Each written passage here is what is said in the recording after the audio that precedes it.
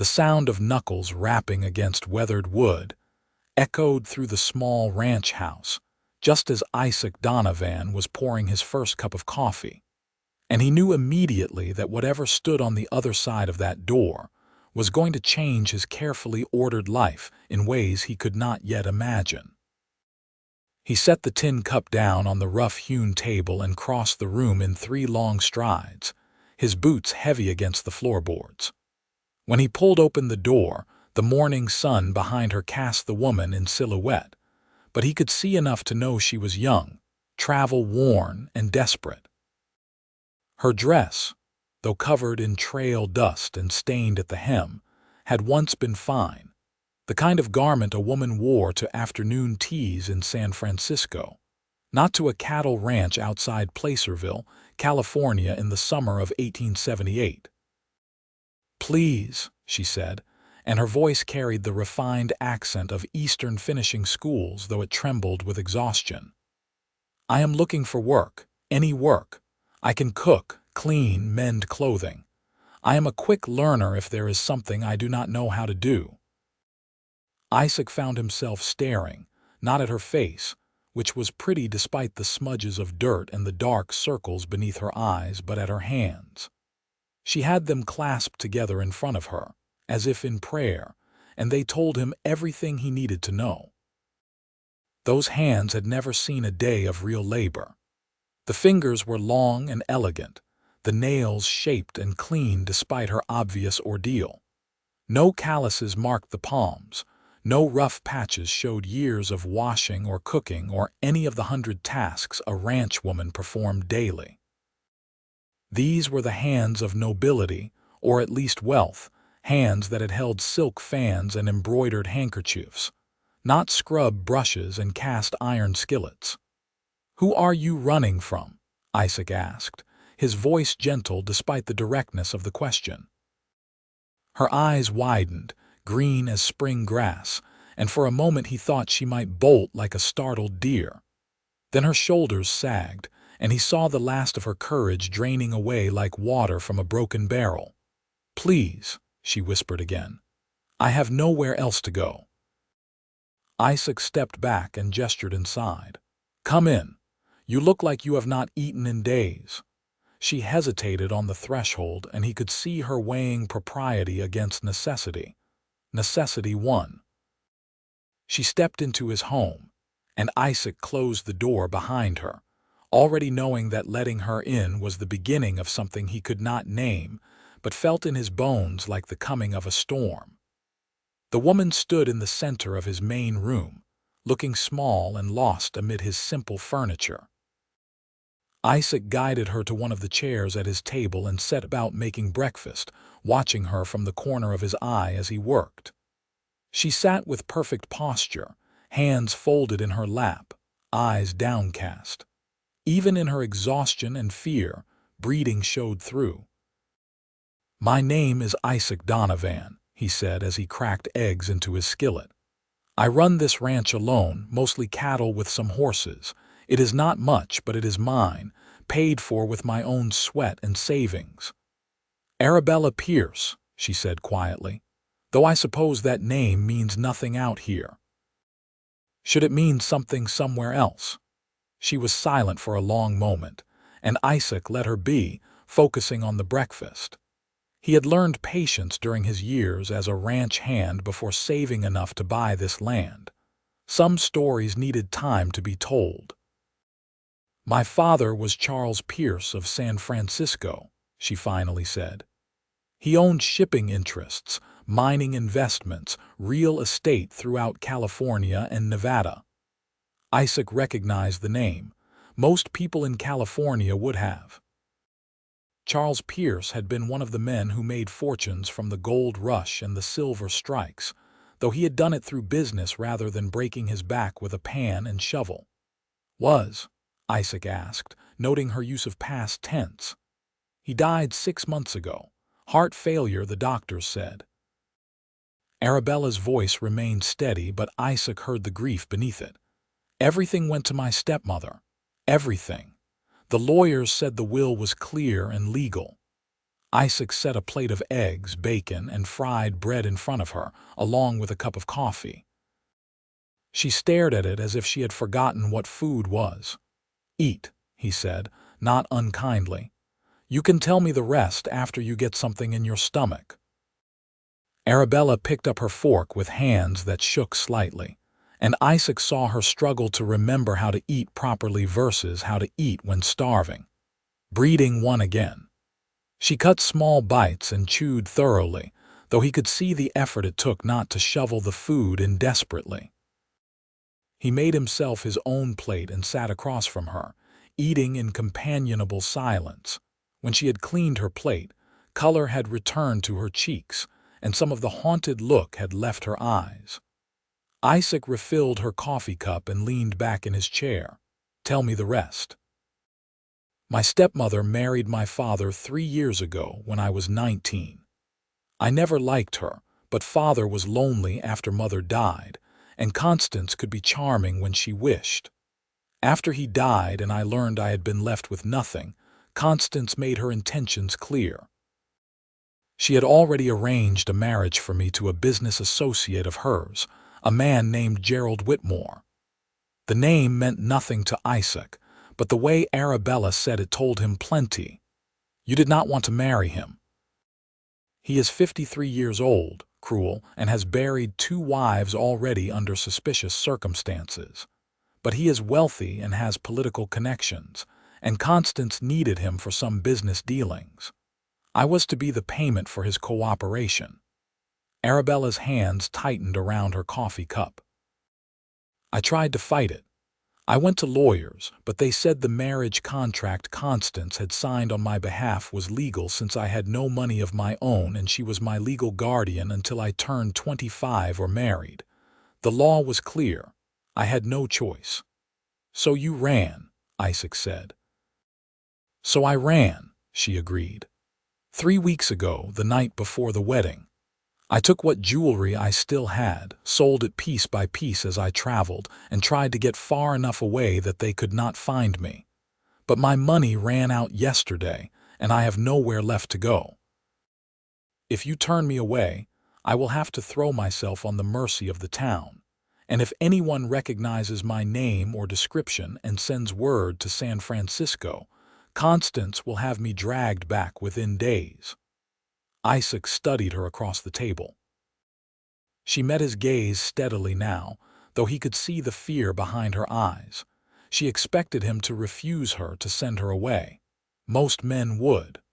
Harboring a runaway was asking for trouble, especially when the people looking for her had money and influence. "Can you really cook?" he asked. Hope flared in her face like a struck match. "I can learn. I am not useless, despite these hands." She held them up, displaying them with something like shame. "I understand that I have never done real work, but I am not afraid of it. I would rather scrub floors until my hands bleed than marry Gerald Whitmore." Something in Isaac's chest tightened at the raw honesty in her voice. He had always been a sucker for lost causes. His mother used to say, bringing home injured animals and befriending the outcasts. This woman was both in a way. "I do need help around here," he said slowly. "The house is a mess because I spend all my time with the cattle and horses. I can cook enough to keep myself alive, but that is about all. And my clothes are mended with stitches that would shame a blind man. If you are willing to work, I am willing to teach you what you need to know. Room and board plus $20 a month." "I will take 10, Arabella said quickly. "Room and board is more than generous, and I have no experience to warrant full wages." Isaac shook his head. 20. "And you will take Sundays off like any worker. Those are my terms." For the first time since she appeared at his door, Arabella smiled. It transformed her face, chasing away the exhaustion and fear and revealing the genuine beauty beneath. Isaac felt something shift in his chest, a sensation both alarming and exhilarating. "Then I accept, Mr. Donovan. You will not regret this. Call me Isaac, and I hope you are right about that." The first week tested them both. Isaac was not accustomed to having anyone else in his space, and Arabella was not accustomed to the brutal reality of ranch work. He woke her before dawn that first morning, and she emerged from the small spare room looking determined if uncertain. "First rule of ranch life," Isaac said, handing her a cup of coffee. "Coffee before talking." She took the cup gratefully, wrapping her elegant hands around it. In the lamplight, Isaac could see the differences between them clearly. He was 31, weathered by sun and wind, his hands scarred and calloused from years of hard labor. She was 22, soft and refined despite her current circumstances. They came from different worlds entirely, but she was willing. When he showed her how to make breakfast, she watched carefully and asked questions. When he taught her to gather eggs from the small chicken coop he maintained, she did not flinch from the sharp-beaked hens. When she burned the noon meal so badly it was inedible, she apologized and asked what she had done wrong so she could avoid it next time. By the end of that first week, Isaac had to admit she was trying harder than any hand he had ever hired. Her palms were developing blisters from the work, and she tried to hide them, but he saw. He also saw that she never complained, never looked at him with resentment or anger. She had meant what she said. She would rather work herself to the bone than return to the life she had fled. On Sunday, he found her in the spare room, carefully mending one of his shirts with stitches far more elegant than the task required. "It is your day off," Isaac said from the doorway. Arabella looked up, and he was struck again by how beautiful she was, even with her hair simply braided and her dress plain. She had washed and mended her traveling dress, but it was still too fine for ranch life. He would need to take her into town soon to get proper work clothes, though that carried its own risks. "I wanted to practice," she said, holding up the shirt. "You have been so kind, and I feel I am not earning my keep. You are doing fine. Better than fine, actually." Isaac leaned against the door frame. "But you need to rest. Doctor's orders." "You are not a doctor." "Boss's orders, then." She smiled, and Isaac felt that strange sensation in his chest again. Over the past week, he had found himself watching her more than was probably proper. The way she bit her lip when concentrating on a task. The way she hummed quietly while cooking. The way she talked to the chickens as if they were ladies at a social gathering. It was charming and endearing and dangerous. He could not afford to develop feelings for a woman who would leave the moment she felt safe enough to return to civilization. And she would leave. Women like Arabella Pierce did not stay on cattle ranches in the middle of nowhere. "Then I shall rest," Arabella said, setting down the shirt. "Though I confess I am not accustomed to idleness." "There is a difference between rest and idleness. Come on, I will show you something." He led her outside, where the morning sun was burning off the last of the mist from the valley. His ranch sat in a beautiful spot, with rolling hills and good grazing land, a creek that ran year-round and mountains visible in the distance. He had chosen it carefully, spending months searching before buying. Isaac walked her to a small rise behind the house, where wildflowers grew in colorful profusion. "I come here sometimes when I need to remember why I work so hard. Some days, when the cattle are being difficult and the work seems endless, it is easy to forget how lucky I am to have this place." Arabella stood beside him, and he was acutely aware of her presence, the way the wind caught her hair and carried her scent, something floral that had survived despite the hard work. "It is beautiful," she said softly. "I can see why you love it. Did you have a place like this before?" She was quiet for a moment, looking out over the valley. "We had a house in San Francisco with a garden. Mother planted roses, and I used to read there on summer afternoons. But it never felt like mine, not the way this place so clearly feels like yours. Everything I had was given to me could be taken away, and it was in the end." I am sorry, Isaac said. About your father, your home, all of it. Thank you. I am sorry too, but I am also grateful, strange as that may sound. If none of it had happened, I would never have known what I was capable of. I would have lived my whole life not knowing I could gather eggs or make bread or survive on my own. She turned to look at him, and her green eyes were serious. You saw my hands that first day and knew I had never worked. But you gave me a chance anyway. Why? Isaac considered the question. He could give her a simple answer, something about needing help or Christian charity. But standing there on the hill with the morning sun warming them both, he found himself wanting to tell the truth. Because you were brave, he said. It takes courage to run from everything you know to ask a stranger for help when you are at your lowest. I respect that. And because those hands that never worked were still knocking on doors, still trying. That told me more about you than any reference letter could. Arabella's expression softened, and for a moment Isaac thought she might cry. Instead, she smiled again, bright and genuine. Thank you, Isaac. That means more than you know. They stood there together in comfortable silence, and Isaac felt something settle in his chest, something warm and right. It was dangerous, he knew, but he was beginning to think that some dangers were worth the risk. The second week brought its own challenges. Arabella was getting better at the cooking, though she still occasionally misjudged the heat of the stove or the timing of things.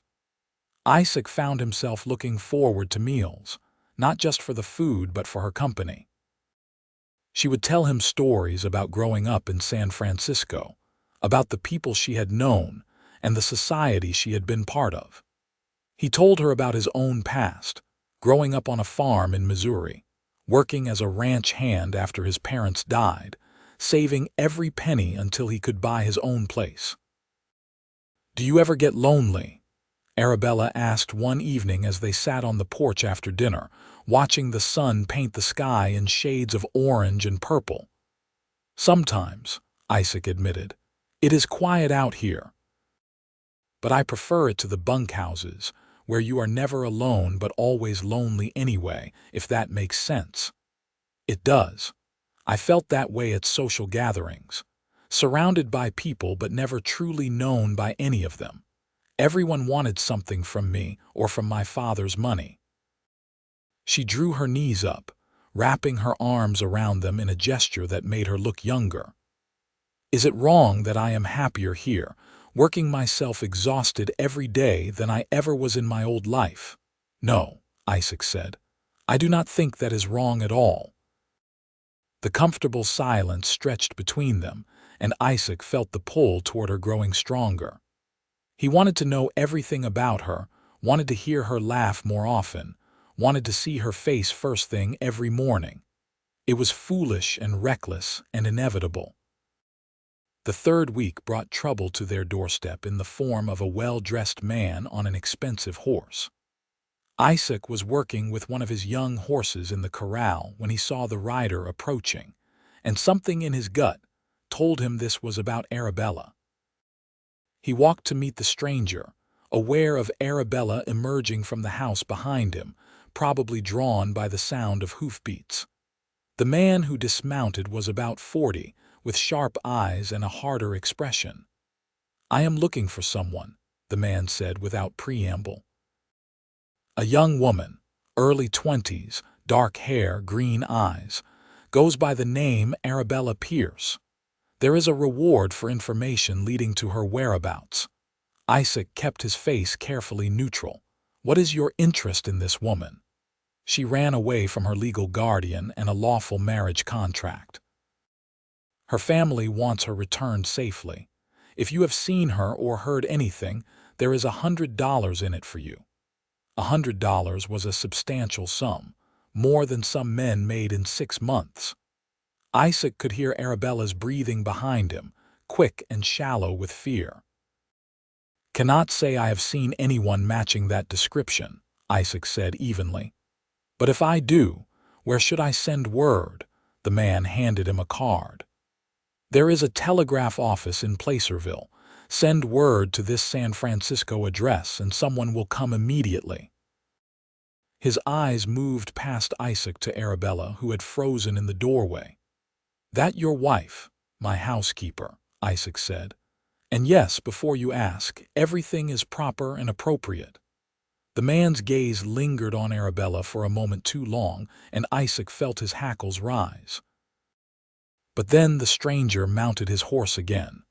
"Remember, $100 just for information. Think about it." They watched him ride away, and only when he was out of sight did Arabella seem to breathe again. She stumbled slightly, and Isaac caught her elbow, steadying her. "He saw me," she whispered. "He looked right at me. But he did not recognize you. You look different than you did in your old life. The work has changed you, made you leaner," Sun touched.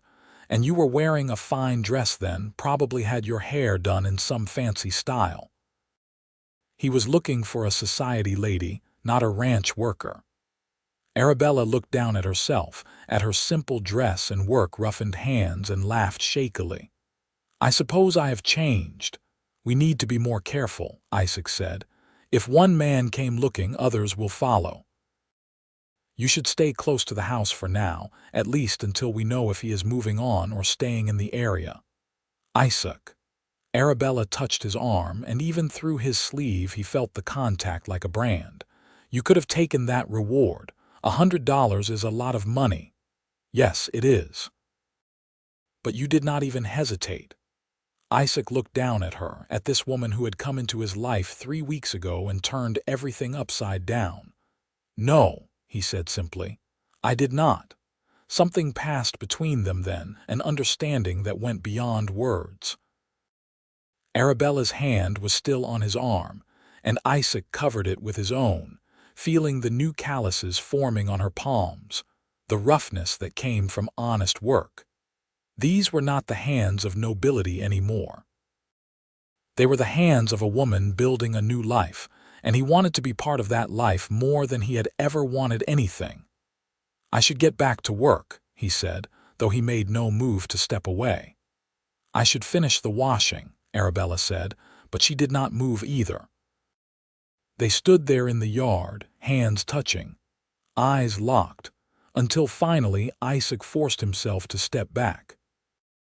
He had work to do, and standing around mooning over his housekeeper was not going to get it done.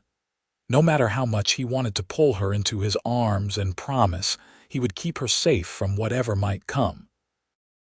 That night, Isaac lay in his bed and stared at the ceiling, thinking about the man who had come looking for Arabella.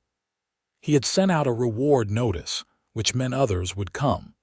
More people asking questions, more chances that someone would recognize her despite the changes. And what would happen then? Would they try to force her back to San Francisco? Could they legally do that? He heard a soft sound from the other room, a muffled sob that Arabella was trying to stifle. Isaac rose without thinking and padded to her door, knocking softly. "Arabella, are you all right?" The crying stopped. A long pause then. "Yes, I am sorry if I woke you. You did not. Can I come in?" Another pause then. "Yes." He opened the door to find her sitting on the edge of the narrow bed, moonlight streaming through the small window. She had been crying, her face wet with tears, and she looked so lost and afraid that Isaac's heart ached. "Talk to me," he said, sitting beside her, careful to maintain a proper distance even as he wanted to gather her close. "I am putting you in danger," Arabella said, her voice thick with tears. "That man today, the reward, the questions. If they find out you have been hiding me, they could charge you with something, could take your ranch. I should leave. I should go somewhere else, keep moving so I do not bring trouble to your door." "No," Isaac said firmly. "You are not going anywhere unless you want to. I knew the risks when I let you in that first day, and I am not afraid of whatever might come. But why? Why risk everything for someone you barely know?" Isaac turned to face her fully, and in the moonlight her eyes were luminous with tears.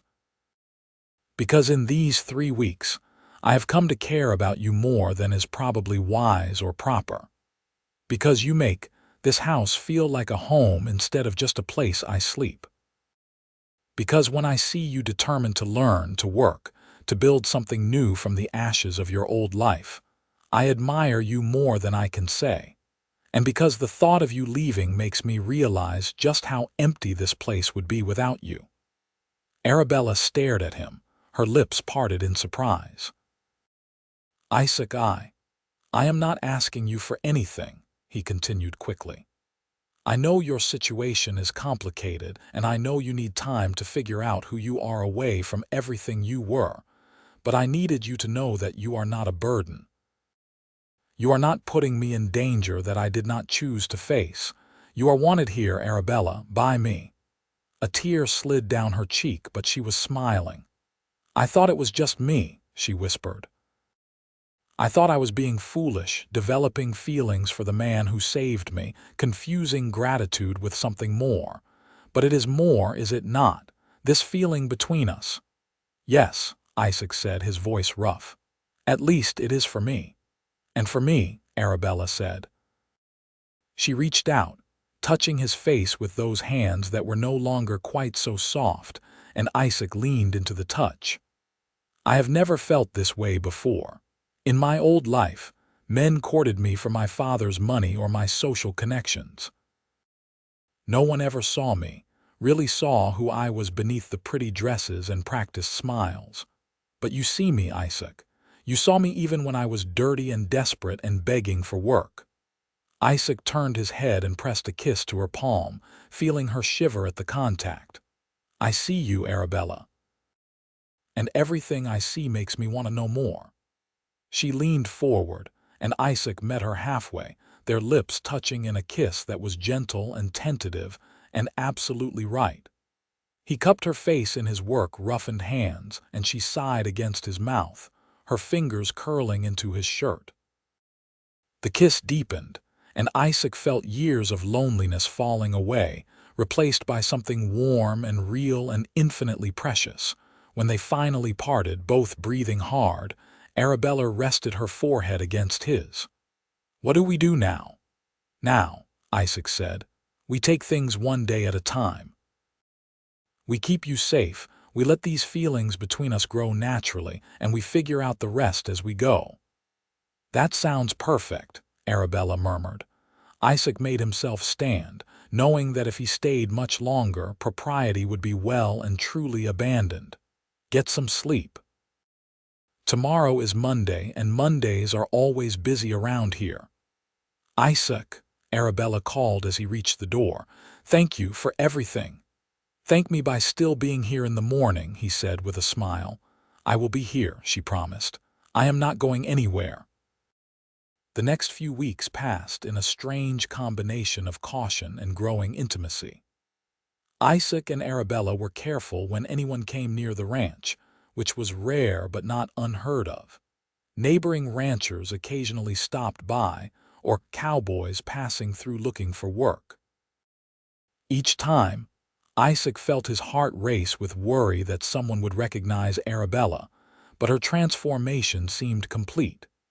In her simple dresses with her hair braided practically, and her skin sun-touched from outdoor work, she looked like any other ranch woman, not a San Francisco socialite. Their feelings for each other deepened with each passing day. Isaac found excuses to be near her, to teach her things she did not need to know just for the pleasure of standing close. Arabella bloomed under the attention, her smiles coming more readily, her laughter ringing out across the ranch. In the evenings, they sat together on the porch, sometimes talking, sometimes just enjoying the comfortable silence of two people who did not need words to communicate.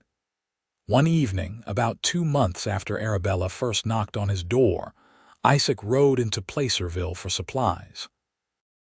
He had been putting it off, worried about leaving Arabella alone, but they needed things the ranch could not provide. He made his purchases quickly at the general store, keeping his ears open for any gossip about missing socialites or rewards being offered. Heard there was some excitement in San Francisco couple months back, the storekeeper said as he wrapped Isaac's purchases. Some rich girl ran off right before her wedding. Family is still looking for her, offering a big reward. Isaac kept his face neutral. That's so. Wonder why she ran.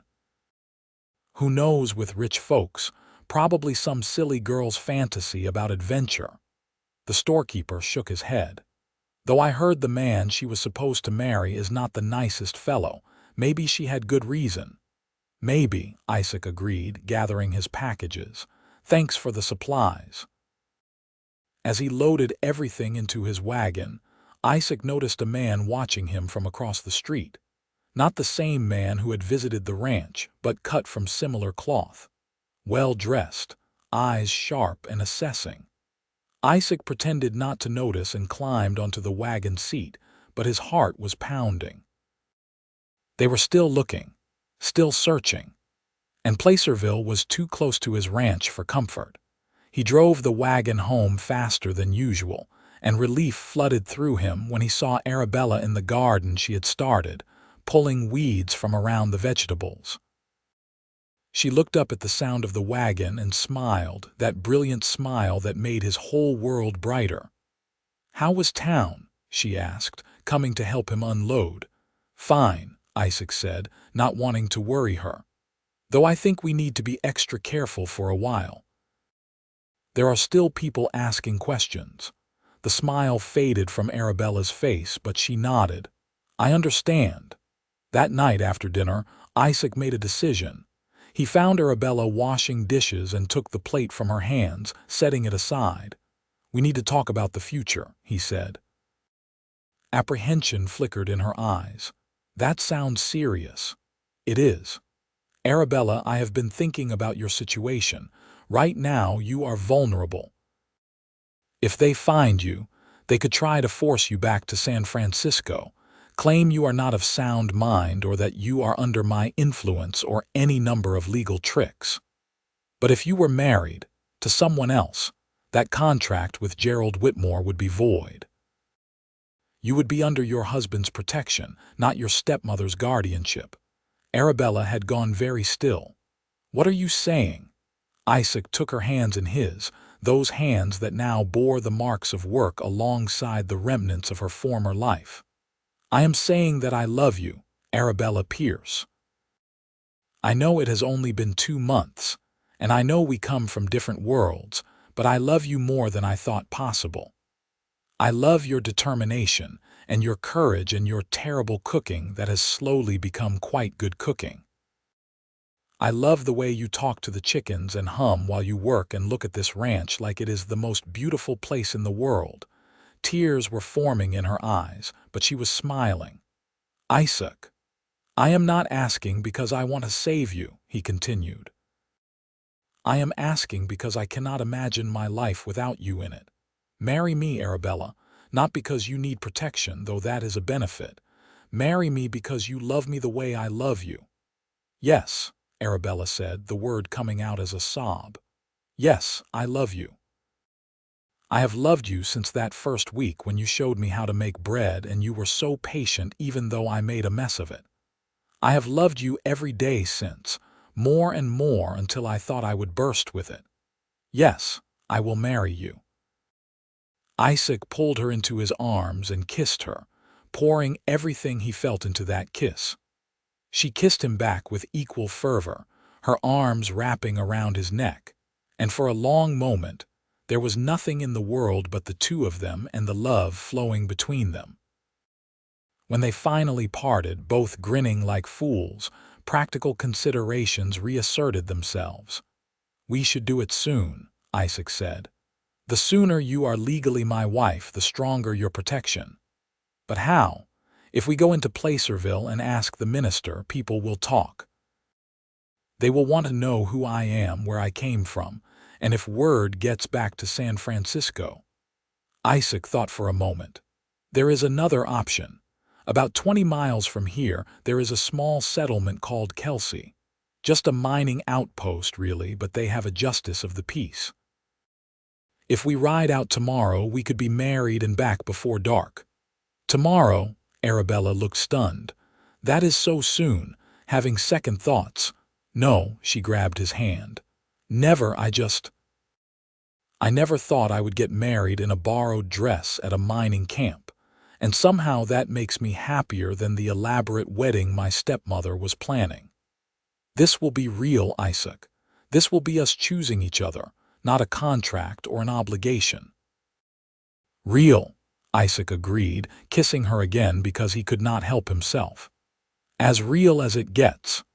They rode out the next morning on Isaac's two best horses, Arabella wearing her cleanest dress and Isaac in his Sunday clothes.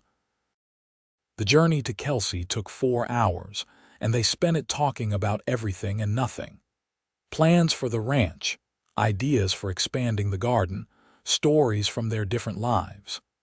Isaac learned that Arabella could speak French and play piano, skills that seemed impossibly exotic to him. She learned that he had once wanted to be a teacher before circumstances led him to ranch work, and that he still loved reading whenever he could get his hands on a book. Kelsey was exactly as rustic as Isaac had described, a collection of wooden buildings clustered around mining operations. But it had a justice of the peace, a crusty old man named Judge Harmon who had seen everything and was surprised by nothing. "Want to get married, do you?" he said, looking them over. "Got your documents, need to see proof of identity." Isaac's heart sank. They had not thought about that. But Arabella stepped forward calmly. "I am Arabella Pierce, sir. If you need to verify my identity, you can send word to San Francisco." "Pierce?" The judge's eyebrows rose. "Any relation to Charles Pierce, his daughter?" "Well, heard about you. Heard you ran off from some arranged marriage. That true?" "Yes, sir." "And now you want to marry this cowboy here," he gestured at Isaac, "more than anything." Judge Harmon studied them both for a long moment, then grunted. "Saw my own daughter forced into a marriage she did not want, 40 years ago. Died in childbirth before her 20th birthday, miserable every day of her short life. I swore then I would not contribute to such arrangements if I could help it." He pulled out a ledger. "I will marry you, Miss Pierce. But I need you to tell me straight out that this is your choice and not coercion of a different kind." "This is my choice," Arabella said firmly, reaching for Isaac's hand. "I love this man and I want to spend my life with him. No one is forcing me. No one is coercing me. This is what I want." "All right, then. Let us make it legal." The ceremony was simple and short, with 2 miners pulled in from a nearby claim to serve as witnesses. But when Isaac slipped his mother's ring onto Arabella's finger, a simple gold band he had carried with him for years, the moment felt more profound than any elaborate church service could have been. He was marrying the woman he loved, and she was choosing him despite having every reason to be wary of marriage. "I now pronounce you husband and wife," Judge Harmon said. "Son, you may kiss your bride." Isaac cupped Arabella's face and kissed her gently, mindful of their audience. But the love in that kiss was unmistakable, and when they parted, Arabella was glowing. They signed the marriage register. The judge filed the certificate. And just like that, Arabella Pierce became Arabella Donovan, the wife of a cattle rancher, protected by marriage from anyone who might try to take her back to San Francisco. On the ride home, Arabella kept looking at the ring on her finger, touching it as if to make sure it was real. "Regrets?" Isaac asked. "Not even one," she said. "Though I should probably learn your birthday now that I am your wife." Isaac laughed. "February 15th. Yours, June 3rd. I am now 22 and married to a man whose favorite food I still do not know." "Anything you cook is becoming my favorite," Isaac said. And the look Arabella gave him was so full of love and joy that he wanted to stop the horses and kiss her properly. Witnesses and propriety be damned. But they rode on, newly married, heading toward their home and their future together. That night, Isaac carried Arabella over the threshold of the ranch house in a proper wedding tradition, and she laughed in delight. He set her down gently, and suddenly the reality of the situation hit them both. They were married, alone in the house, and the night stretched before them full of promise and nervousness. "I have never—" Arabella started, then stopped, blushing. "I know," Isaac said gently. "Neither have I, if you want the truth. I never wanted it to be casual or meaningless, so I waited. Waited for someone who mattered, someone I loved." "I am glad," Arabella whispered. "I am glad we can discover this together." Isaac kissed her then, slow and deep, and led her to his bedroom, which was now their bedroom. They undressed each other with trembling hands and nervous laughter, and when they came together for the first time, it was with tenderness and love and the profound rightness of two people who were meant to be together. Later, as they lay tangled in the sheets, Arabella's head on his chest and his arms around her, Isaac felt a peace he had never known before. This was what he had been waiting for, this sense of completeness, of finding the missing piece of himself he had not known was lost. "I love you, Mrs. Donovan," he murmured against her hair.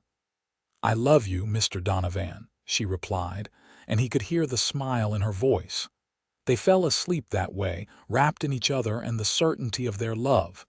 The next few weeks were a period of adjustment and deepening love. Arabella threw herself into learning everything she could about running the ranch alongside Isaac. She learned to ride better, to help with the cattle, to repair fences and tend to sick animals.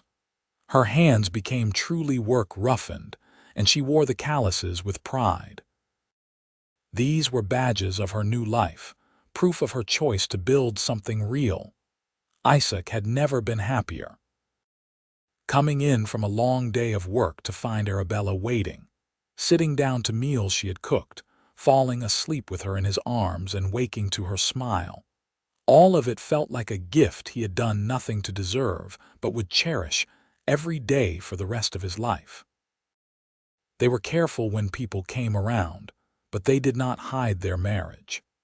Isaac introduced Arabella as his wife to the few neighbors who stopped by, and if anyone thought it strange that he had suddenly acquired a wife, they kept it to themselves.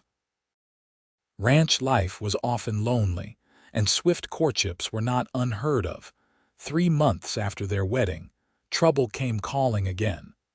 Isaac was working with a new horse when he saw the riders approaching. 3 of them, and something in the way they sat their saddles told him these were not neighbors. His gut instinct proved correct when they stopped at the fence, and he saw that one of them was the first man who had come asking questions, the one who had offered a reward. "Mr. Donovan," the man called, "we need to speak with you."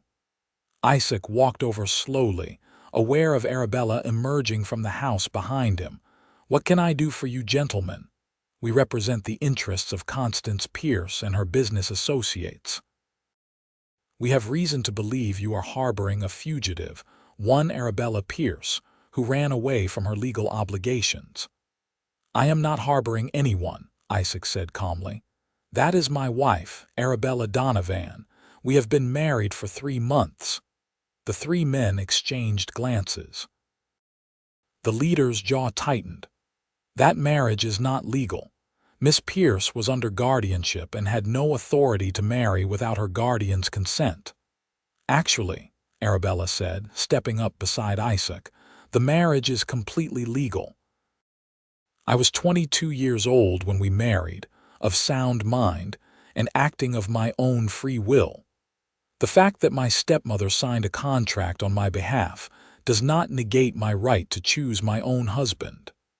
"There is the matter of breach of contract," another of the men said. "Gerald Whitmore has invested considerable time and money in preparations for your wedding, Miss Pierce. He is within his rights to sue for damages." "Let him sue," Isaac said. "We will fight it in court if we must." "But my wife is not going anywhere, and she certainly is not going back to San Francisco to be forced into a marriage she does not want. "We could make things difficult for you," the first man said, his voice taking on a threatening tone. "A man in your position, with a small ranch, cannot afford legal troubles. It would be easier on everyone if Miss Pierce simply returned to honor her obligations." "My name is Donovan now," Arabella said firmly, "and I have honored the only obligation that matters to me, to myself, and to the man I love. You can tell my stepmother and Gerald Whitmore that I am married. I am happy, and I am not coming back. If they want to sue, they can, but they will lose because I have broken no law." The men looked frustrated and Isaac tensed, ready for them to try something. But after a long, tense moment, the leader shook his head. "This is not over. Mrs. Pierce will hear about this and she will not be pleased." "I imagine not," Arabella said, "but that is no longer my concern. Good day, gentlemen." They watched the three men ride away, and only when they were out of sight did Isaac breathe properly again. "Do you think they will really try to sue?" Arabella asked, her voice smaller than it had been during the confrontation. "I do not know," Isaac admitted. "But if they do, we will handle it. We have done nothing wrong, Arabella. You had every right to refuse that marriage and to choose your own husband. But if it costs you money, if it puts the ranch at risk, then we will face it together," Isaac said, turning her to face him. "You are not alone in this, Arabella. You are my wife, and whatever comes, we handle it as a team. Do you understand?" She nodded, tears in her eyes, and Isaac held her close, looking out over his land and wondering what the future would bring. They did not have to wonder long. 2 weeks later, a lawyer from Sacramento arrived with legal papers. Gerald Whitmore was indeed suing, claiming breach of contract and demanding damages of $5,000. It was an astronomical sum, more money than Isaac had seen in his entire life. The lawyer, a younger man named Thomas Wright, looked sympathetic as he explained the situation. "This is clearly a punitive suit," he said. "Whitmore knows you do not have $5,000. He is hoping to frighten you into compliance or ruin you trying to fight it. However, I believe we have a strong case for dismissal. Mrs. Donovan was not a party to the contract her stepmother signed. She was an adult of legal age and had the right to refuse the marriage. The question is whether Whitmore suffered actual damages, and I would argue he did not." "Can you represent us?" Isaac asked. "I can, though I will be honest with you. My fees are not insignificant, and this could drag on for months. You are looking at least a few $100s in legal costs, possibly more." Isaac felt his heart sink. He had savings, but not much. A few $100s would wipe him out, leave him with nothing for emergencies or improvements to the ranch. "However," Thomas continued, "I have a proposal. I have been following your wife's case with some interest. This kind of forced marriage arrangement is unfortunately common, and I would like to see it challenged. If you allow me to use this case as a test to establish legal precedent, I would be willing to reduce my fees significantly. Perhaps we could work out an arrangement where you pay what you can and I take the rest in trade. I have been looking for good horses, and I understand you breed them." "You want to help us because you believe in the cause?" Arabella asked. "I do, Mrs. Donovan. My own sister was nearly forced into such a marriage. She escaped it only because the man died before the wedding. I have wanted to fight this fight for years, and your case is perfect for it. Clean facts, clear coercion, adult woman making her own choice. If we win, and I believe we will, it could make it harder for men like Whitmore to use contracts and guardianships to trap women." Isaac and Arabella exchanged glances, communicating without words the way they had learned to do. "All right," Isaac said. "We will do it. We will fight this and hopefully help other women in the process." "Excellent. I will begin preparing our response immediately. The next 6 months were difficult. The lawsuit hung over them like a dark cloud, and every penny had to be carefully considered. Isaac worked longer hours trying to build up their savings in case the worst happened. Arabella took on additional work, making preserves and sewing to sell in town, anything to help contribute. But through it all, their love remained strong. If anything, the adversity brought them closer together. They relied on each other, supported each other, and found comfort in each other's arms when the stress became too much. The trial was set for early spring in Sacramento. Isaac and Arabella made the journey together, staying in a modest boarding house and meeting with Thomas to prepare. The lawyer was confident but realistic. "Whitmore is going to try to paint you as a hysterical woman who did not know her own mind," he told Arabella. "And he will paint your husband as a scheming fortune hunter who took advantage of you. We need to stay calm, tell the truth, and trust that the judge will see through the manipulation." The trial lasted 3 days. Gerald Whitmore was there, a cruel-looking man with cold eyes who stared at Arabella with barely concealed anger.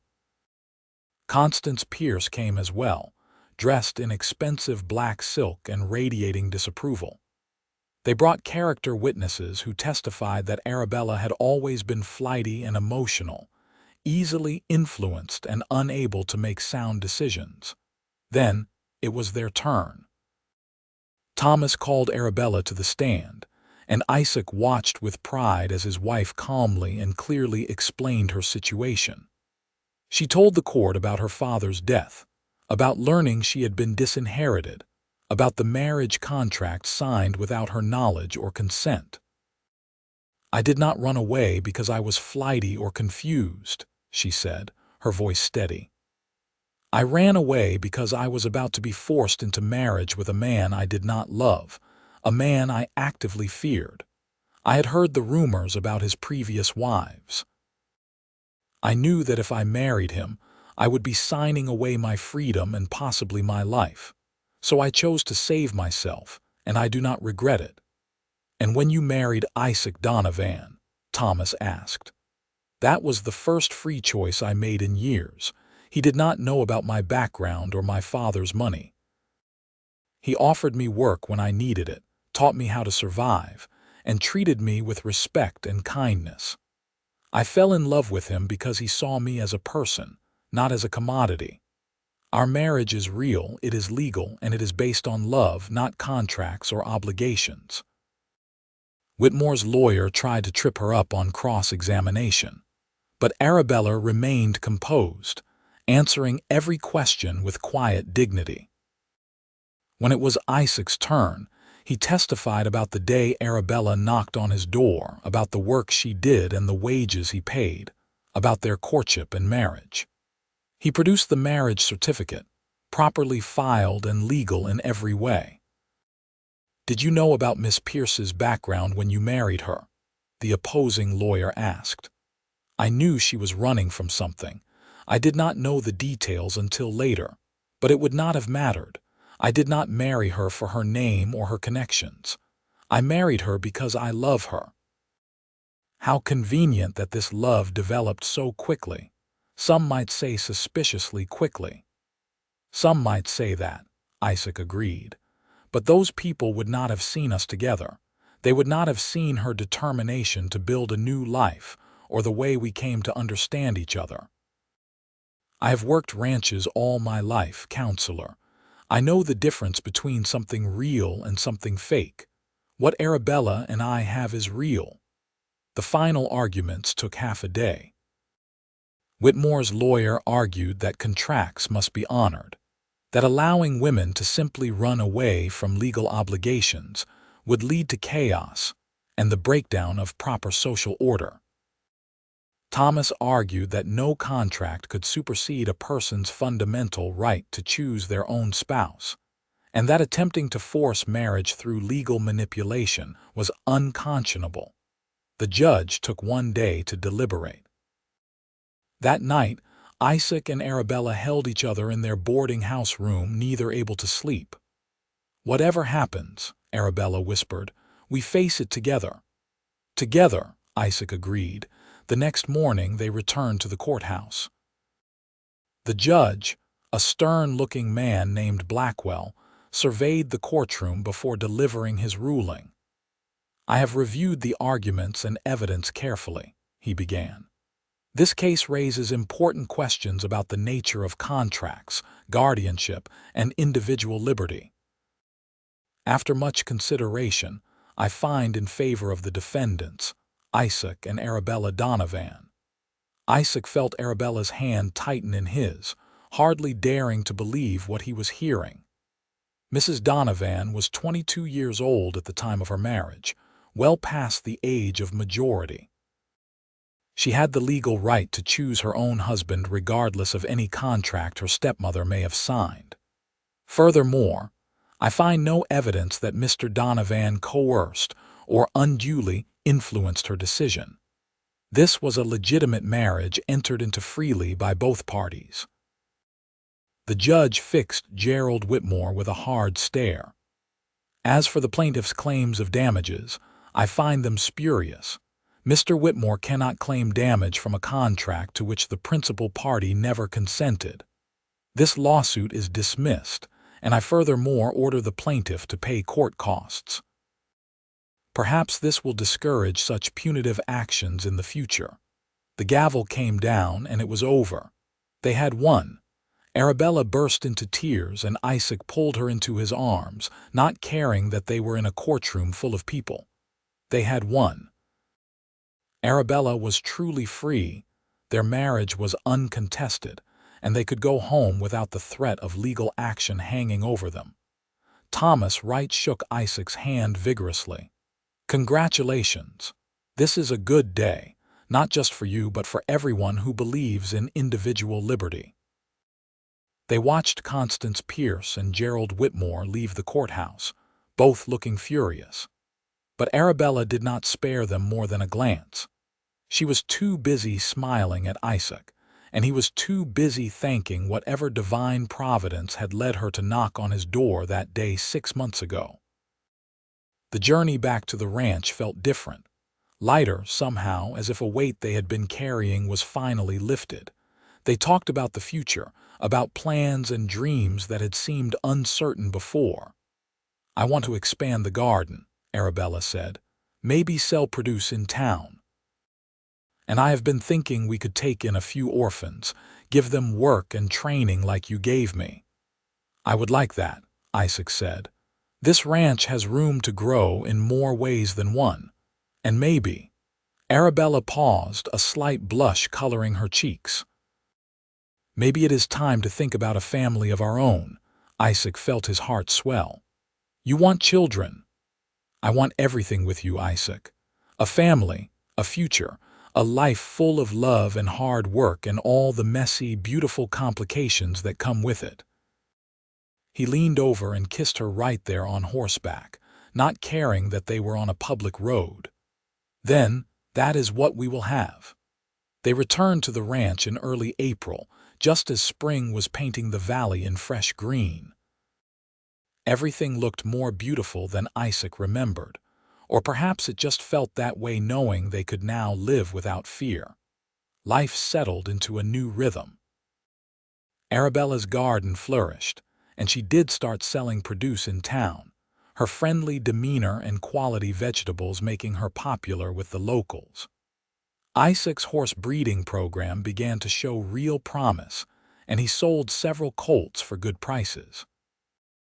They took in their first orphan that summer, a 15-year-old boy named Jacob who had been sleeping in a stable and doing odd jobs.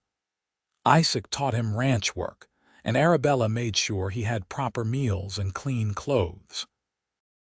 By the end of the summer, Jacob was thriving, talking about maybe getting his own land someday. In the fall, Arabella realized she was pregnant. She told Isaac one evening after dinner, her face glowing with joy and nervousness. "We are going to have a baby," she said. "Are you ready for that?" Isaac picked her up and spun her around, laughing with pure joy. "I have been ready since the day you became my wife." The pregnancy was not easy. Arabella struggled with sickness in the early months, and as her belly grew, the physical labor became harder. But she refused to be coddled, insisting on doing her share of the work until Isaac finally put his foot down and made her rest more. "You are carrying our child," he said. "That is work enough."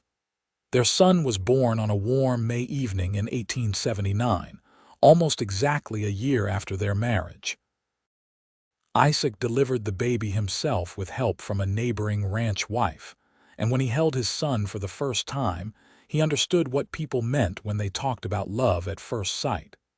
This tiny person, red-faced and squalling, was his son, his and Arabella's. "What should we name him?"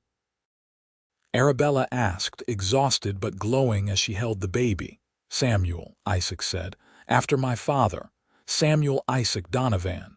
"Samuel," Arabella repeated, touching the baby's tiny hand. "Welcome to the world, Samuel, welcome home." The first few months of parenthood were exhausting and wonderful in equal measure. Isaac found himself walking the floor at night with a crying baby, marveling that this little person existed because he and Arabella loved each other. Arabella took to motherhood with the same determination she had brought to ranch work, learning as she went and refusing to be discouraged by setbacks. Jacob proved invaluable, taking on more responsibilities so Isaac could help with the baby. And in the autumn of that year, they took in their second orphan, a 12-year-old girl named Emily, who Arabella began teaching to sew and cook while Isaac taught her ranch skills. Their household was growing, becoming a real family. 2 years later, their daughter was born. They named her Clara, and she had Arabella's green eyes and Isaac's dark hair. Samuel, now a toddler, was fascinated by his baby sister, and Isaac often found him sitting beside her cradle, telling her stories in his baby language. By 1882, 5 years after Arabella had knocked on Isaac's door, the ranch was thriving. They had expanded their land, built a larger barn, and established a reputation for quality horses and beef cattle. Jacob, now 20, had bought land adjacent to theirs and was starting his own ranch with Isaac's help.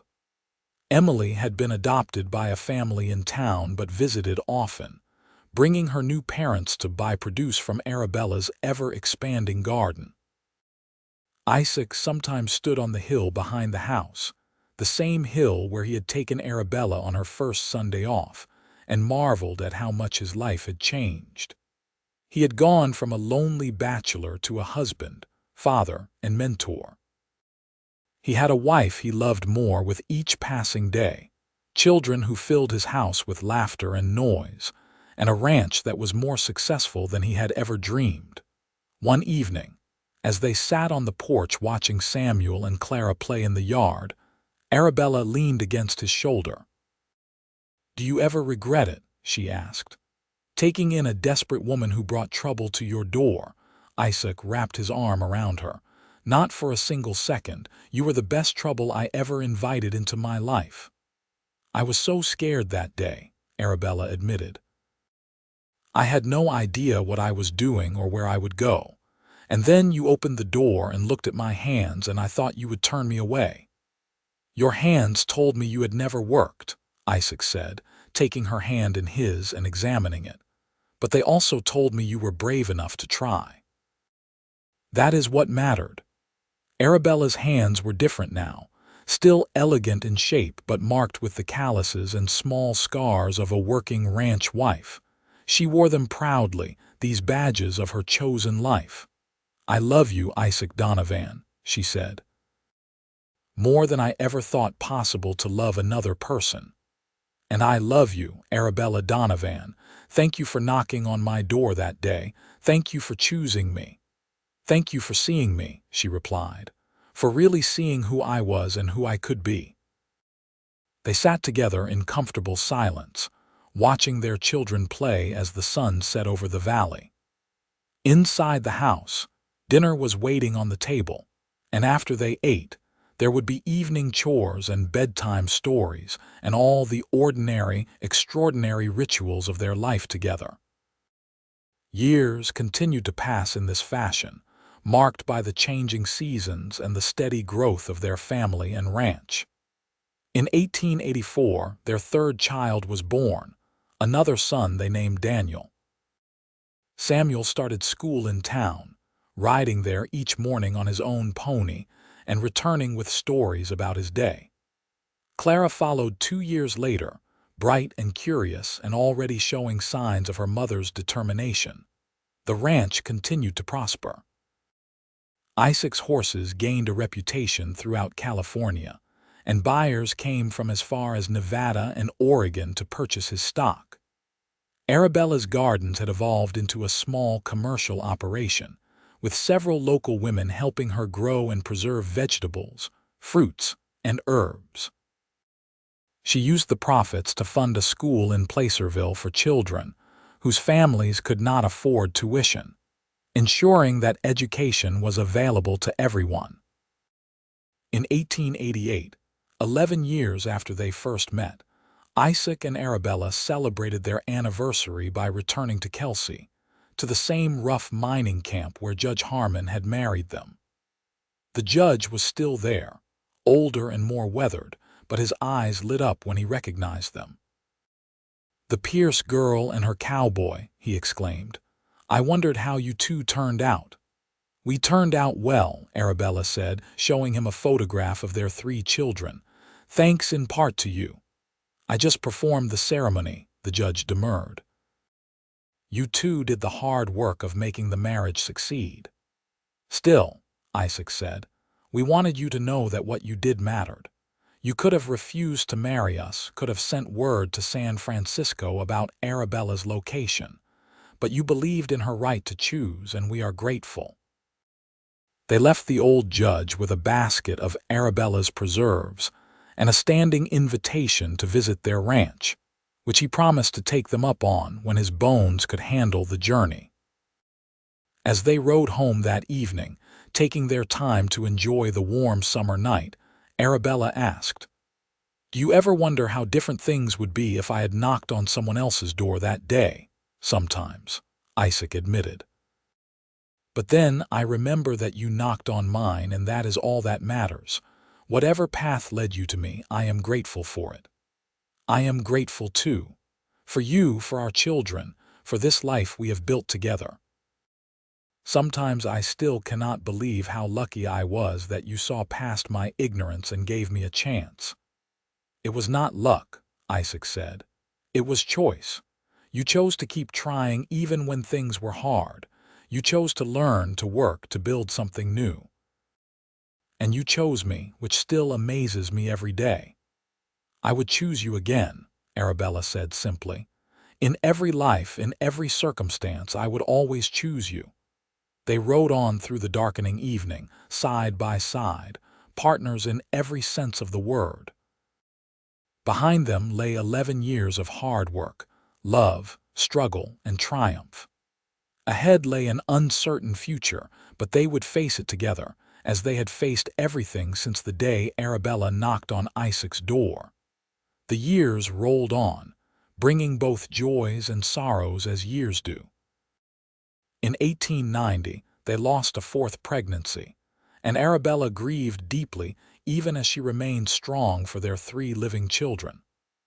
Isaac held her through the dark nights and reminded her that they had been blessed with 3 healthy children, more than many families could claim.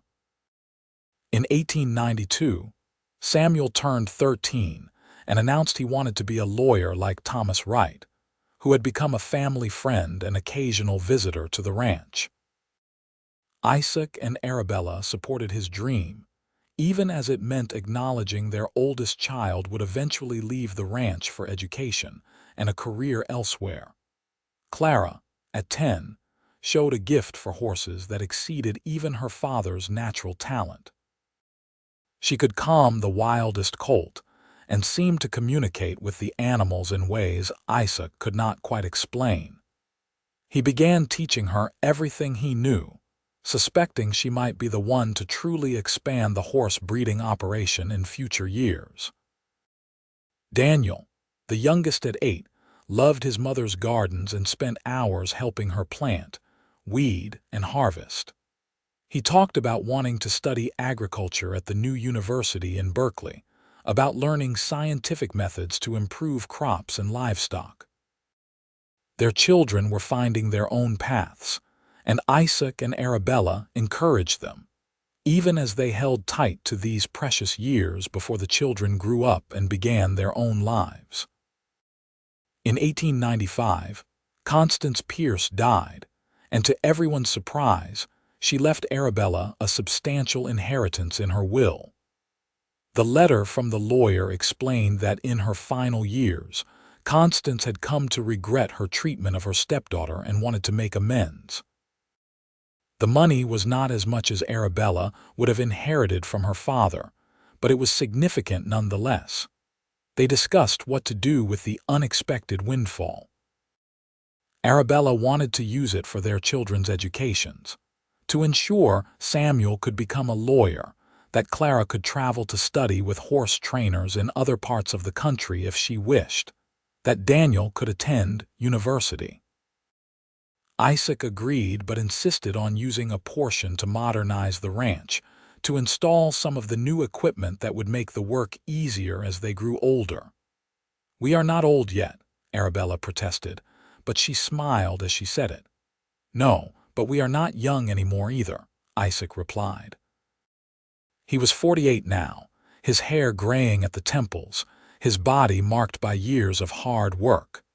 Arabella was 39, still beautiful but no longer the desperate young woman who had knocked on his door 18 years ago. "We have earned some ease," he continued. "We have worked hard, raised good children, built something lasting. Let us use this money to make the next chapter a little less exhausting." So they modernized carefully and thoughtfully. They hired additional workers to help with the daily operations. They built a larger, more comfortable house with separate bedrooms for each child and a real bathroom with running water. They kept the original cabin as a guest house, preserving it as a reminder of where they had started. In 1898, Samuel left for law school in San Francisco. It was harder than Isaac expected, watching his firstborn ride away toward his future. But Arabella reminded him that they had raised Samuel to be independent and purposeful, and they should celebrate his success, not mourn his departure. That same year, Clara began corresponding with horse breeders and trainers across the West, building a network of knowledge and contacts.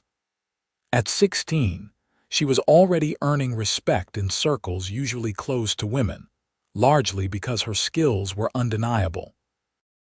Daniel, at 14, spent every spare moment reading agricultural journals and experimenting with different growing methods in a section of garden his mother had designated as his own. Isaac looked at his children and saw the best of both himself and Arabella reflected back. Samuel had his mother's refined intelligence and his father's sense of justice. Clara had her father's intuition with animals and her mother's determination to succeed in a male-dominated field. Daniel had his mother's nurturing nature and his father's work ethic. "We did well," he told Arabella one evening as they watched the sunset from their porch, a ritual they had maintained through all the years of their marriage. "We did," she agreed, taking his hand in hers. "I could not have asked for a better partner in this life, Isaac." As the 19th century drew to a close and a new one began, Isaac and Arabella Donovan looked toward the future with hope and satisfaction. Their ranch was successful and stable. Their children were healthy and pursuing their dreams. Their love, tested by adversity and strengthened by shared purpose, remained as strong as ever. In 1902, Samuel graduated from law school and opened a practice in Sacramento, specializing in family law and women's rights. He often cited his mother's case as his inspiration, the example that showed him how the law could be used to protect the vulnerable rather than oppress them. That same year, Clara married a fellow horse breeder, a young man named Patrick Morrison who respected her skills and treated her as an equal partner.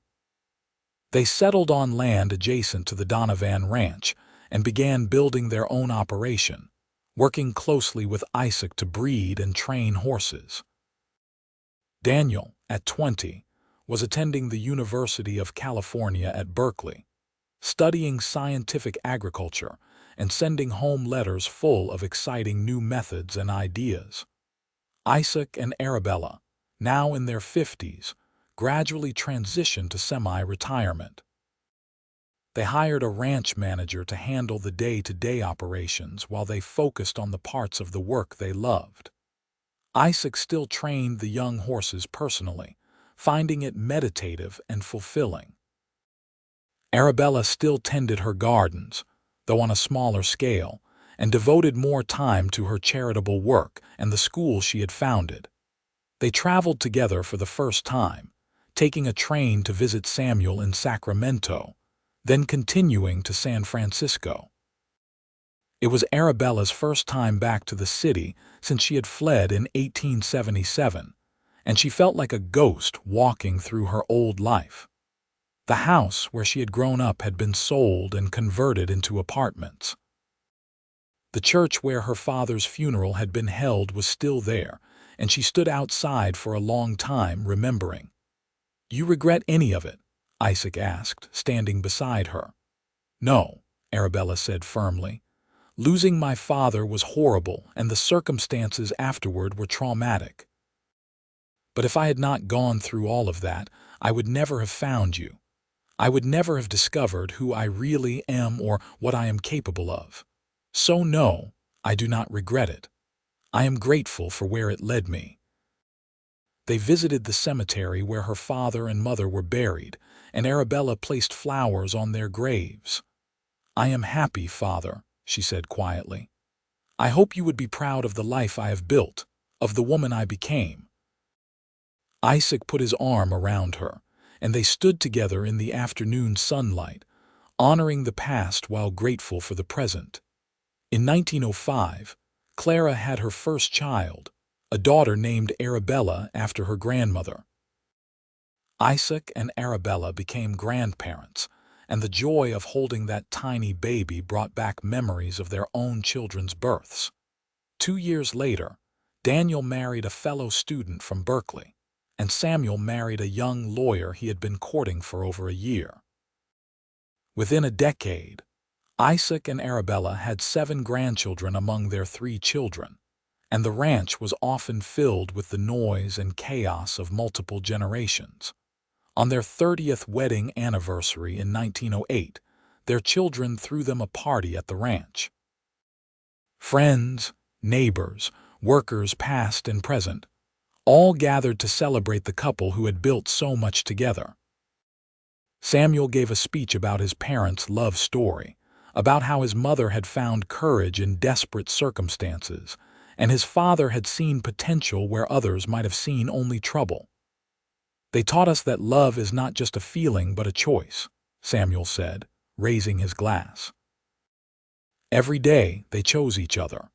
Through hard times and good times, through challenges and triumphs, they chose love, partnership, and commitment. That is the legacy they have given us, and it is worth more than any material inheritance. Isaac looked at Arabella, seeing past the gray in her hair and the lines around her eyes to the woman who had knocked on his door 31 years ago. She was still beautiful to him, still the most remarkable person he had ever known. "I love you," he mouthed silently. "I love you too," she mouthed back, smiling. They danced together that evening under strings of lanterns, moving slowly to music played by local musicians. All around them, their children and grandchildren laughed and celebrated, the fruits of their love multiplying through the generations. As the new decade began, Isaac and Arabella were in their 60s, finally truly retired from active ranch work. They spent their days tending a small personal garden, visiting with grandchildren, and enjoying the comfortable companionship that came from 3 decades of marriage. On warm evenings, they still sat on their porch and watched the sunset, just as they had done for years. Sometimes they talked, sharing memories or discussing family news. Sometimes they sat in comfortable silence, hands linked, needing no words. "You remember what you said to me that first day?" Arabella asked one evening. "When I knocked on your door, I asked who you were running from," Isaac said, "and you asked me for work. You saw my hands and knew immediately that I had never worked a day in my life, but you still gave me a chance. Why?" It was a question she had asked before, but Isaac knew she needed to hear the answer again. "Because I saw your courage. Because I saw someone who could have given up but chose to keep fighting. And because something in my heart told me that you were going to change my life, though I had no idea how right that instinct was." "You changed my life too," Arabella said. "You gave me hope when I had none. You taught me that I was capable of more than I had ever imagined. You loved me not for what I had been, but for who I was becoming. That is a gift beyond measure." Isaac raised her hand to his lips and kissed it, these hands that had transformed from soft nobility to work-roughened capability. Hands that had made bread and tended sick animals and delivered babies and held his hand through every triumph and tragedy. "We were lucky to find each other," he said. "No," Arabella corrected gently. "I was lucky that I knocked on your door and you were wise enough to open it. Everything good in my life flows from that moment." They sat together as the sun disappeared behind the mountains, painting the sky in shades of gold and purple. Inside the house, dinner was waiting, prepared by a housekeeper they had finally agreed to hire. Their children would visit tomorrow with the grandchildren, and the house would be full of noise and activity. But for now, it was just the two of them, together as they had been for over 3 decades, as they would be for whatever years remained. Isaac thought about that day in 1877 when a desperate knock on his door had changed everything. He thought about the scared young woman with soft hands and quiet desperation, and the strong, capable, remarkable woman she had become. He thought about their children and grandchildren, the ranch they had built, the life they had created together. If he could go back to that morning and speak to his younger self, the lonely cowboy pouring his first cup of coffee, what would he say? Perhaps just this: open the door, trust your instincts, give her a chance. Because behind that door stands not just a woman needing help, but your entire future, your greatest adventure, your truest love. Isaac smiled and squeezed Arabella's hand, and she squeezed back, and they sat together in the gathering darkness, grateful for every moment, every choice, every knock on the door that led them to each other. Years continued to flow like the creek that ran through their land, steady and unstoppable. By 1915, Isaac was approaching 70, and Arabella was in her late 50s. Their children were all well established in their own lives. Samuel had become a respected lawyer and judge, known for his fair rulings and his advocacy for women's and children's rights. Clara's horse breeding operation had become one of the most successful in California, and she had trained several women as breeders and trainers, opening doors that had previously been closed. Daniel had become a professor of agriculture at Berkeley, teaching a new generation of farmers while also serving as a consultant to ranches and farms throughout the state. The original Donovan ranch, while no longer operated directly by Isaac and Arabella, remained in the family. Clara and Patrick managed it alongside their own land, and several of the grandchildren showed interest in continuing the ranching tradition. In the spring of 1916, Isaac fell ill with pneumonia. Arabella nursed him through it with the same determination she had brought to every challenge in her life, refusing to let him give up even when the fever was high and his breathing labored. Their children all came home, gathering around their father's bedside, and the house was full of family. Isaac recovered, but he was weaker afterward, and both he and Arabella knew they were entering the final chapter of their lives together. They did not speak of it directly, but it was there in the way they held each other, in the care they took to appreciate each ordinary moment. "I have no regrets," Isaac told Arabella one afternoon as they sat in the garden, his statement coming from nowhere but making perfect sense to her. "If I died tomorrow, I would die a happy man, grateful for every day we have had together." "You are not dying tomorrow," Arabella said firmly. "Or any time soon if I have anything to say about it. We still have grandchildren to spoil and sunsets to watch and years to spend together." Isaac smiled at her fierceness. "Yes, madam, I would not dare argue with you." "Wise man," she said, but her eyes were bright with unshed tears. They celebrated their 40th wedding anniversary in the summer of 1918, surrounded by 3 children, 7 grandchildren, and 1 great-grandchild, Clara's daughter Arabella having recently had a son. It was a quieter celebration than their 30th anniversary, reflecting Isaac's decreased energy, but no less joyful. Samuel proposed a toast. "40 years ago, my mother knocked on my father's door and he answered." That single moment of kindness, that decision to help a stranger, created all of this. He gestured around the room at the assembled family. "Every person here exists because Dad chose compassion over suspicion, because Mom chose courage over surrender." They built a love story that has been an example to all of us, showing us what commitment and partnership truly mean. To Isaac and Arabella Donovan, the best parents and grandparents anyone could ask for. "To Mom and Dad," Clara added, raising her glass. "To Grandma and Grandpa," the grandchildren chorused. Isaac looked at Arabella across the table, and she met his gaze with that same green-eyed intensity that had captivated him 4 decades ago. So much had changed since then. They had both aged, their children had grown and had children of their own, the world had transformed around them. But the love between them remained constant, the foundation upon which everything else was built. After the guests had left and the house was quiet, Isaac and Arabella walked slowly to the small rise behind the house, the place where he had taken her on her first day off, the place they had returned to countless times over the years. The wildflowers were still there, though different varieties than had grown 4 decades ago. The mountains were still visible in the distance. The creek still ran through their land, eternal and unchanging. "This is my favorite place on earth," Arabella said, leaning against Isaac's side. "Mine too," he agreed.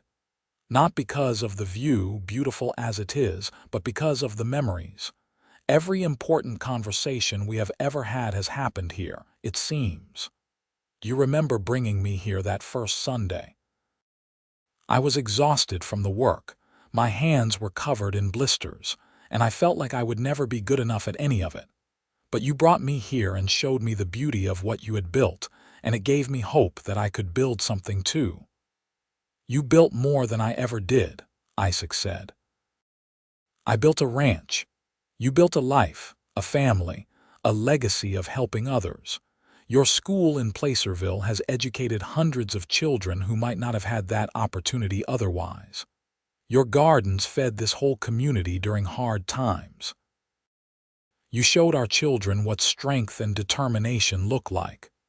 "We built it together," Arabella corrected. "Everything good in my life I built with you by my side." They stood together in the golden afternoon light, and Isaac felt a deep sense of contentment.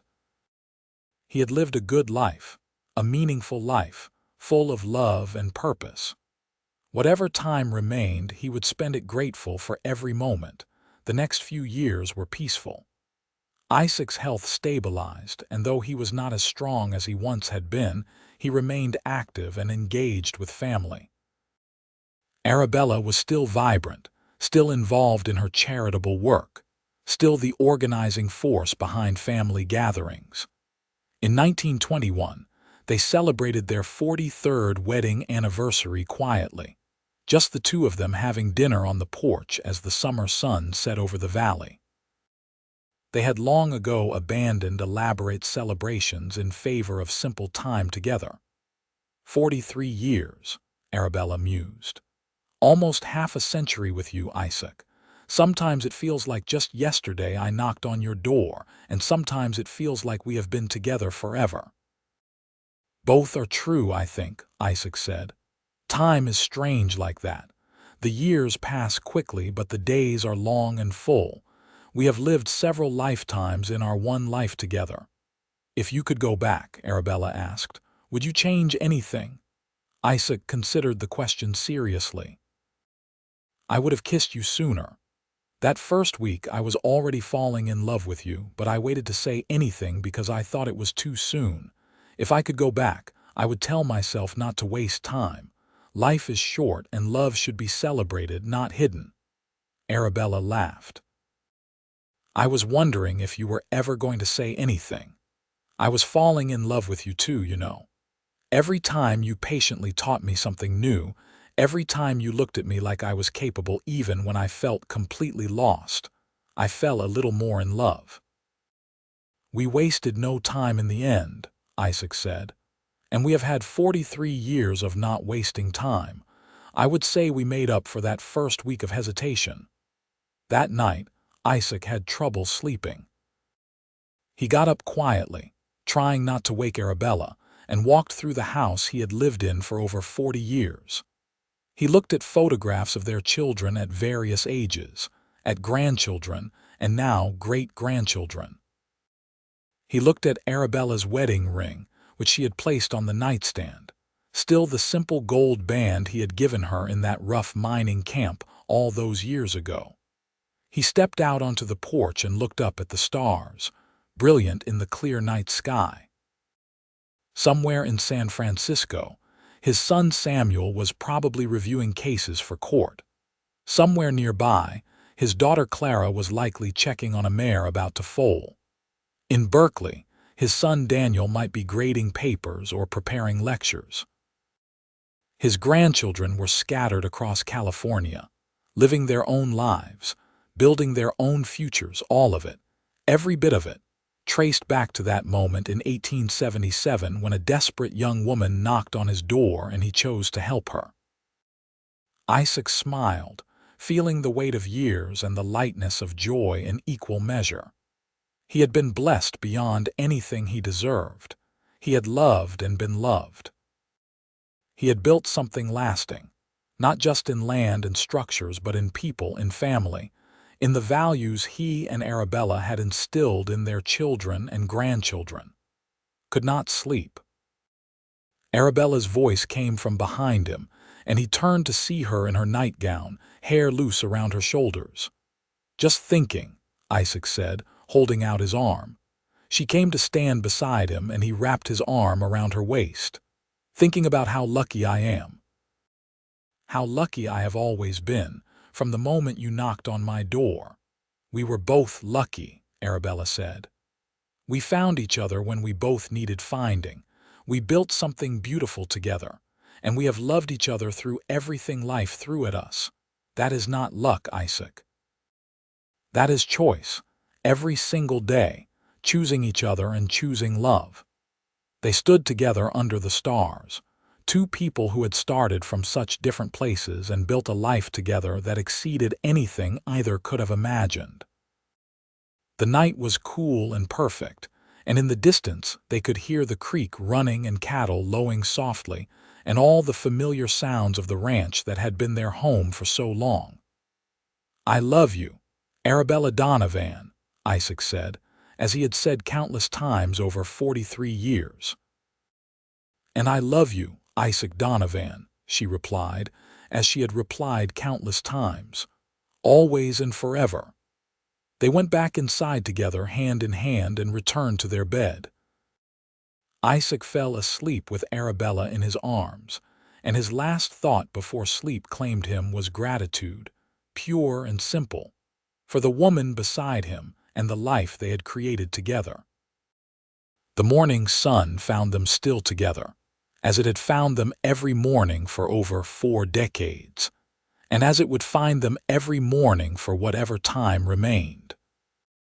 Two people who had found each other against all odds, who had chosen love when the world offered them hardship, who had built a legacy that would endure through their children and grandchildren and beyond.